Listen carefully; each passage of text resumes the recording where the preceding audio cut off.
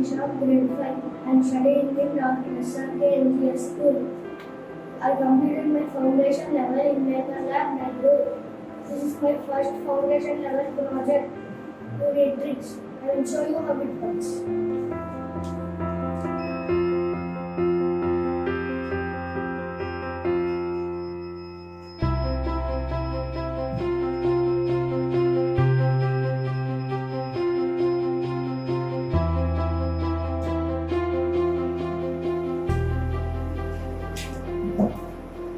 Parts I used are IOT sensor, one buzzer, two power supply boards, one fan, 5 motors,